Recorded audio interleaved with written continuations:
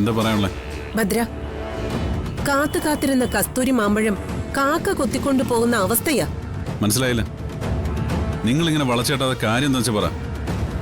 അവിടെ ദേവികയ്ക്ക് നല്ലൊരു കല്യാണ ആലോചന വന്നിട്ടുണ്ട്. നമ്മുടെ മേഘമലയില് പണ്ട് താമസിച്ചിരുന്ന ആൾക്കാരാ ഇപ്പൊ സിറ്റിയിലാ താമസിക്കുന്നത്. അച്ഛന്റെ അടുത്ത കൂട്ടുകാരന്റെ കുടുംബം. ചെക്കനും അവന്റെ അമ്മയും കൂടി അവിടെ വന്ന് പെണ്ണ് കണ്ടായിരുന്നു.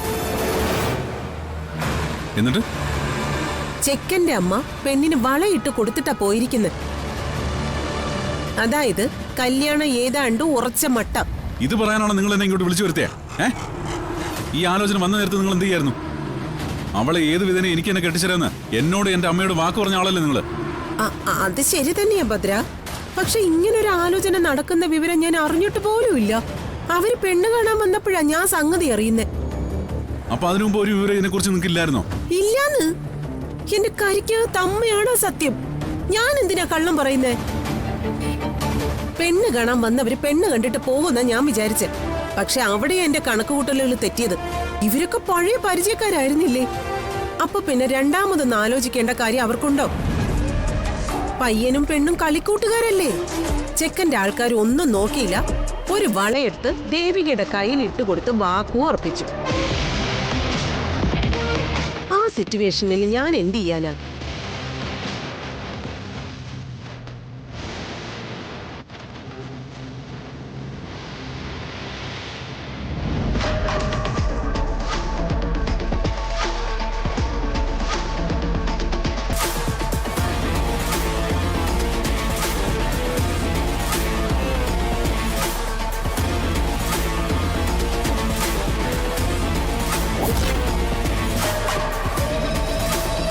ഭദ്ര, ഇനി ഞാൻ മാത്രം ശ്രമിച്ചതുകൊണ്ട് നീയും ദേവികയും തമ്മിലുള്ള കല്യാണം നടക്കൂല. നീ ഇതിൽ കുറച്ചുകൂടി താല്പര്യം എടുക്ക്. എങ്കിലേ നിങ്ങളുടെ വിവാഹം നടക്കൂ. അവളുടെ കയ്യിൽ ആര് വളയിട്ടാലും തളയിട്ടാലും ശരി, ആ കല്യാണം നടക്കില്ല. നടത്തില്ല ഭദ്രൻ.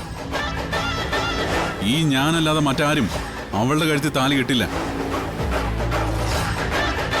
അങ്ങനെ ആരെങ്കിലും അവളുടെ കഴുത്തിൽ താലി കെട്ടാൻ ഒരുങ്ങിയാൽ അവൻ ആയുസ് ഒടുങ്ങാതെ ചാവും. അവനെ വെട്ടിയെറിഞ്ഞ് ഞാൻ കടലിൽ താഴ്ത്തും.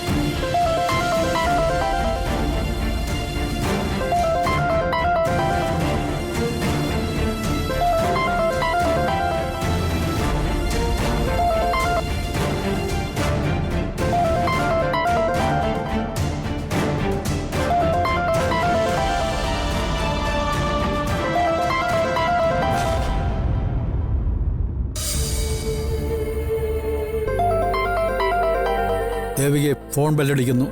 നീ എന്താ എടുക്കാത്തെ?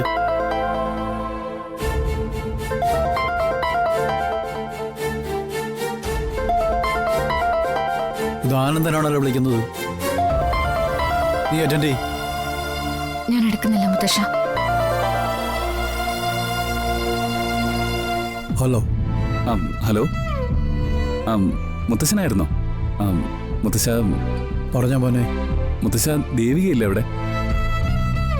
അവള് ആദ്യം നീ കാര്യം പറയൂ. ദേവിക മുത്തശ്ശനോട് എന്തെങ്കിലും പറഞ്ഞായിരുന്നോ? അത് ഇല്ലെങ്കിൽ ഞാൻ പറയാം. ഇന്നലെ ദേവിക എന്നെ വന്ന് കണ്ടിരുന്നു. ഇവിടെ അമ്പലത്തിൽ വെച്ചാ കണ്ടത്. ദേവു എന്നെ വന്ന് കണ്ടത് കല്യാണം വേണ്ടെന്ന് പറയാനായിരുന്നു മുത്തശ്ശ. വിവാഹത്തിൽ നിന്ന് അവള് പിന്മാറുകയാണെന്ന്. മുത്തശ്ശനത് അറിഞ്ഞോ?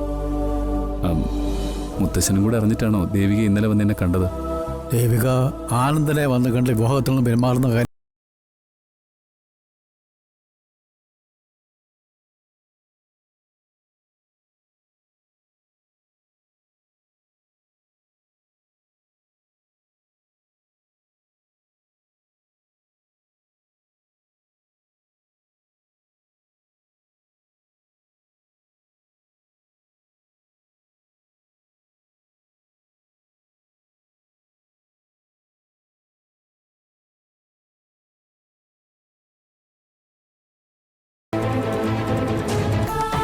അതെന്തോ ആയിക്കോട്ടെ, എത്ര വലിയ ഇഷ്യൂ ആണെങ്കിലും ആയിക്കോട്ടെ, ദേവികയുടെ എല്ലാ പ്രശ്നങ്ങൾക്കും അവൾക്കൊപ്പം നിന്ന് ഞാൻ പരിഹാരം കാണാം. പക്ഷേ അവൾ ഫേസ് ചെയ്യുന്ന പ്രശ്നം എന്താണെന്ന് മാത്രം എന്നോട് പറഞ്ഞാൽ മതി. അല്ലാതെ വിവാഹത്തിൽ നിന്ന് പിന്മാറേണ്ട യാതൊരു ആവശ്യമില്ല.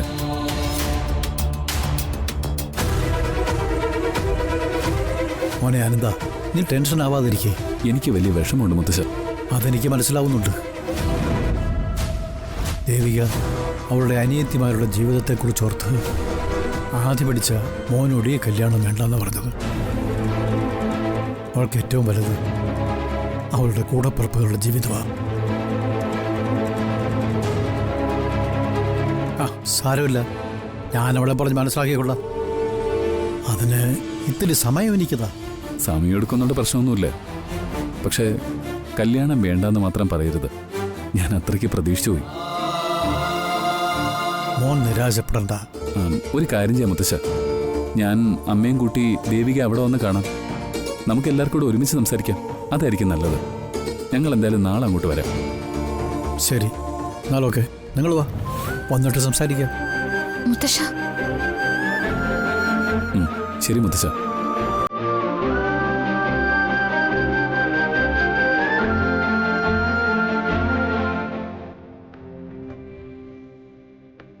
നാളെ ആനന്ദനും അവൻ്റെ അമ്മ ഇവിടെ വരും. അവൻ വരുമ്പോൾ നീ മുഖം തിരിച്ചു നിൽക്കരുത്. നീ മുത്തശ്ശനെ വിഷമിപ്പിക്കാതെ വിവാഹത്തിന് എതിർപ്പൊന്നുമില്ല എന്ന് നീ അവരോട് പറയണം. ബാക്കിയൊക്കെ ഞാൻ നോക്കിക്കൊള്ളാം. നമുക്ക് എന്തുകൊണ്ടും ആ ബന്ധം തന്നെയാണ് നല്ലത് മോളെ.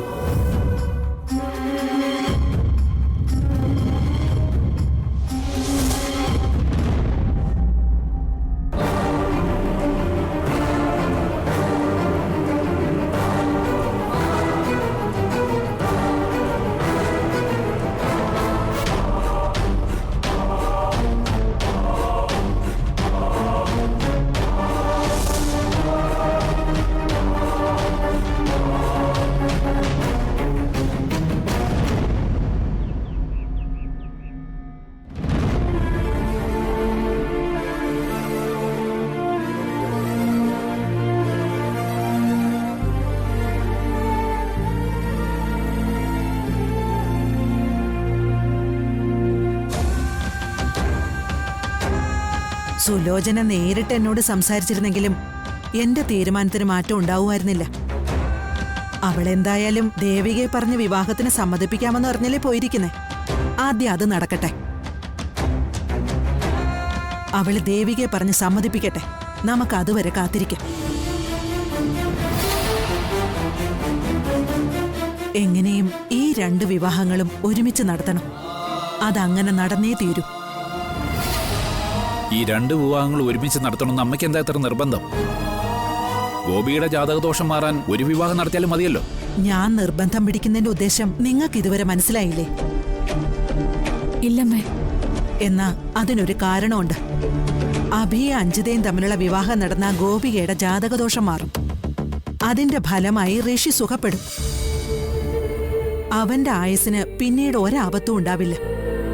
അതുപോലെ തന്നെ സിദ്ധുവിന്റെ വിവാഹം കഴിഞ്ഞ അവന്റെ രോഗത്തിനും ഭേദമുണ്ടാവും. വിവാഹം കഴിഞ്ഞാൽ സിദ്ധുവിന്റെ അസുഖം ഭേദാവുന്നോ? അത് അമ്മയുടെ പ്രതീക്ഷയാണോ? അതെന്റെ വെറും പ്രതീക്ഷയല്ല. വിവാഹം കഴിഞ്ഞാൽ സിദ്ധുവിന്റെ അസുഖം ഭേദമാകുമെന്ന് എന്നോട് ദിവ്യനായ ആത്മാനന്ദ ഗുരു പറഞ്ഞതാ. അമ്മ ഗുരുവിനെ പോയി കണ്ടിരുന്നോ? കഴിഞ്ഞ ദിവസം അദ്ദേഹം ഇവിടുത്തെ ആശ്രമത്തിൽ വന്നിരുന്നു. അന്നേരം ഞാൻ ഗുരുവിനെ പോയി കണ്ടിരുന്നു.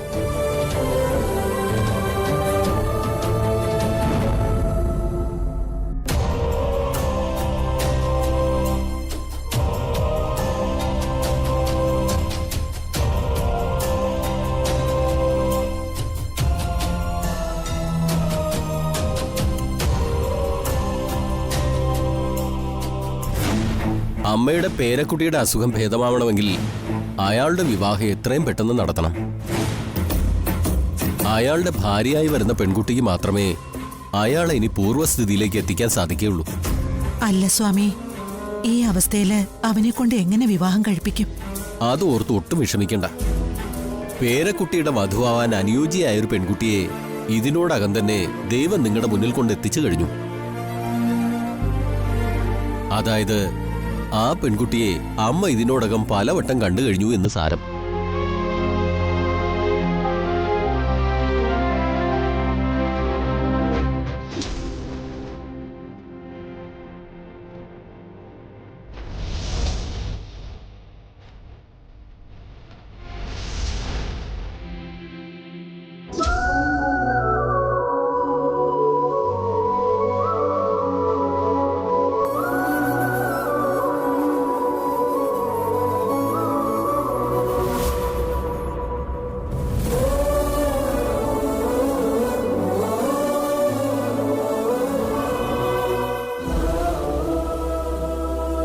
സിദ്ധുവിന്റെ വധുവാകാൻ ഈശ്വരൻ നിശ്ചയിച്ചിരിക്കുന്ന പെൺകുട്ടിയെ അതേ ഈശ്വരൻ തന്നെ എന്റെ മുന്നിൽ എത്തിക്കുമെന്ന് ഗുരു പറഞ്ഞപ്പോ തന്നെ ആദ്യം എന്റെ മനസ്സിൽ തെളിഞ്ഞത് ദേവികയുടെ മുഖം. മേഘമലയിലുള്ളപ്പോ മുതല് ഞാൻ ആ കുട്ടിയെ ശ്രദ്ധിക്കുന്നത്. അവളെ പോലൊരാള് തന്നെയാ സിദ്ധുവിന്റെ ജീവിതത്തിൽ വരേണ്ടത്. അങ്ങനൊരു സൂചന ദേവി പലപ്പോഴായി എനിക്ക് തന്നിട്ടുണ്ട്. ദേവിക വളരെ ദയാലുവും ക്ഷമയും ഉള്ളവളോ. അവളെ കൊണ്ട് മാത്രമേ സിദ്ധുവിനെ പൂർവ്വസ്ഥിതിയിൽ എത്തിക്കാൻ സാധിക്കൂ.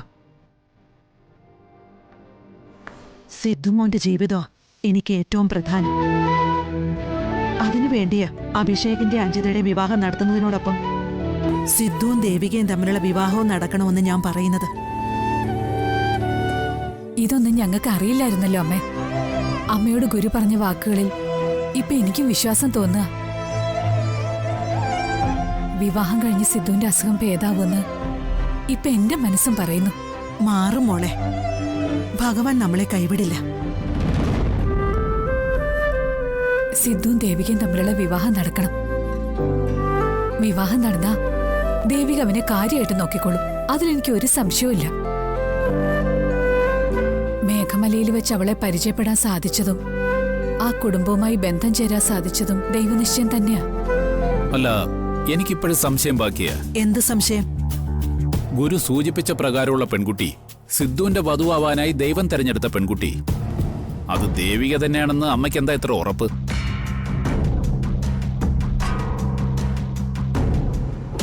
അമ്പലത്തിലും വഴിയിലുമായി അമ്മ എത്രയോ പെൺകുട്ടികളെ നിത്യവും കാണുന്നതല്ലേ? അതിലാരെങ്കിലും ആയിക്കൂടെ സിദ്ധുവിന് വേണ്ടി ദൈവം തീരുമാനിച്ച പെൺകുട്ടി? ഒന്നുമല്ല, ദേവിക തന്നെയാ സിദ്ധുവിന് വിധിക്കപ്പെട്ട പെൺകുട്ടി. അതെനിക്ക് ഉറപ്പാ. ദേവികയും സിദ്ധുവായിട്ടുള്ള വിവാഹം ഞാൻ നടത്തിയിരിക്കും. അതെന്റെ തീരുമാനം.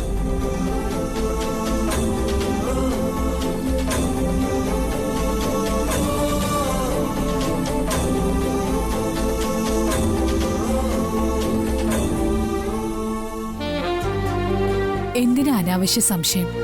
എനിക്ക് അങ്ങനെയൊന്നും തോന്നിയില്ലല്ലോ മഹേട്ട. എന്തൊക്കെ തന്നെ ആയാലും ദേവിയേക്കാൾ അനുയോജ്യയായ ഒരു പെൺകുട്ടിയെ സിദ്ധുവിന് വേണ്ടി കണ്ടെത്താൻ സാധിക്കില്ല. അമ്മയ്ക്കുള്ളതുപോലെ നിർബന്ധം എനിക്കുണ്ട്. സിദ്ധുവും ദേവികയും തമ്മിലുള്ള വിവാഹം നമുക്ക് നടത്തണം.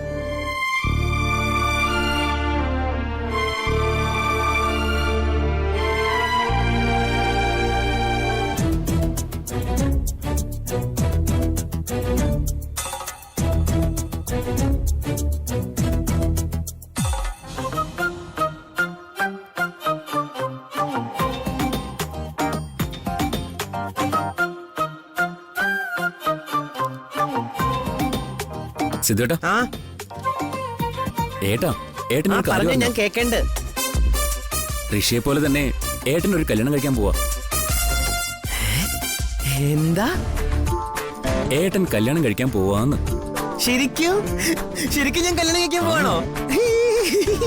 അപ്പൊ എനിക്ക് കല്യാണം ആവില്ലേ? ഏട്ടന് ഒരു മാലാഖ വരുന്നുണ്ട്. അയ്യോ,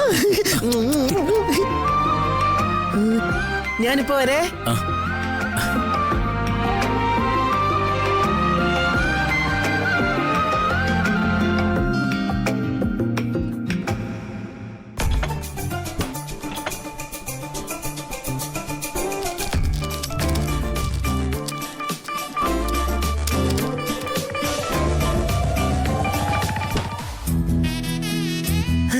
എടുത്തോ, എല്ലാരും മിഠായി എടുത്തോ. എന്താടാ എടുക്ക്, എല്ലാരും എന്താടാ എടുക്ക്. വിശേഷം? സിദ്ധു എന്താടാ? എടുക്ക്. ആ എടുത്തു. അമ്മ എടുക്ക്. അച്ഛനെടുക്ക്. എനിക്ക് സന്തോഷം കൊണ്ടല്ലേ. മാറിയിരിക്കും മുത്തശ്ശി. അല്ല, എന്താ നിന്റെ സന്തോഷം? അത് നീ പറഞ്ഞില്ലല്ലോ. ഞാനൊരു കാര്യം അറിഞ്ഞല്ലോ. നീ എന്ത് കാര്യം അറിഞ്ഞേ? മുത്തശ്ശി, എനിക്ക് മാലാഖ വരാൻ പോവാണോ?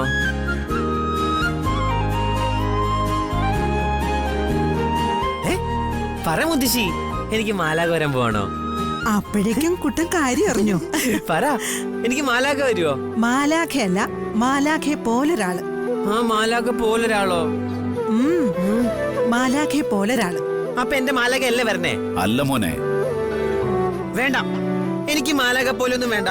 എനിക്ക് മാലാഖ തന്നെ മതി. എന്നാ പിടിച്ചോ. ഏയ് മോനെ, സിദ്ധു, അമ്മ പറയുന്ന കേക്കടാ. മോനെ, സിദ്ധു, സിദ്ധു, അമ്മ പറയട്ടടാ. വേണ്ട, നിങ്ങളൊന്നും പറയണ്ട. എനിക്ക് എന്റെ മാലാഖ തന്നെ മതി. സിദ്ധു, വേണ്ട, ഒന്നും പറയണ്ട ആരും. ഡാ അപ്പു, അവൻ പിണങ്ങി പോയത് കണ്ടില്ലേ? ഇങ്ങോട്ട് ചെല്ല്. പോ.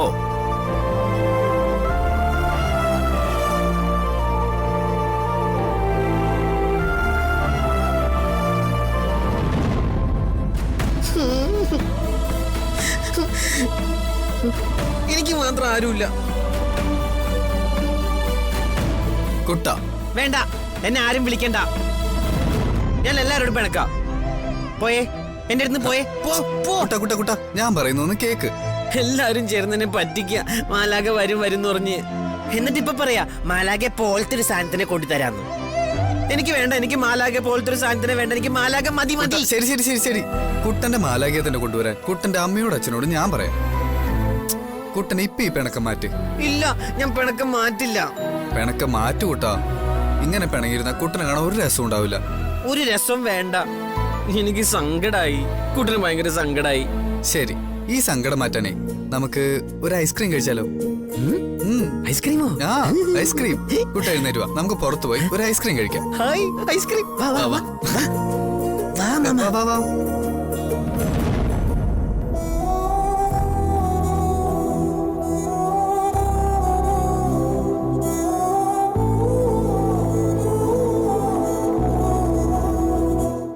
എന്താ കുട്ട ഇങ്ങനെ വാശി പിടിക്കുന്നത്? നമുക്ക് വാങ്ങാം. ഞാൻ കുട്ടനെ വാങ്ങിച്ചു തരാം. കുട്ട, അമ്മ പറഞ്ഞിട്ടുണ്ട് ഇതൊന്നും വാങ്ങിച്ചു കഴിക്കരുതെന്ന്. കുട്ടനൊന്ന് സമാധാനപ്പെട്. കുട്ടന് ഞാൻ ഐസ്ക്രീം വാങ്ങിച്ചു തരാം. എനിക്ക് ഇപ്പൊ തന്നെ ഐസ്ക്രീം വേണം. എന്താ ഐസ്ക്രീം കുട്ടാ കഴിക്കാണ്ട് ഇവിടുന്ന് ഒട്ടും നടക്കില്ല ഞാൻ. കുട്ട, ശരി ശരി ശരി ശരി, ഞാൻ ഐസ്ക്രീം വാങ്ങിച്ചു തരാം. ഐസ്ക്രീം വാങ്ങിച്ചു. കുട്ട, കളിക്കല്ലേ കുട്ട. മാലാഖ, പോയി ഐസ്ക്രീം വാങ്ങിച്ചോണ്ട് വാ. പോ, പോടാ.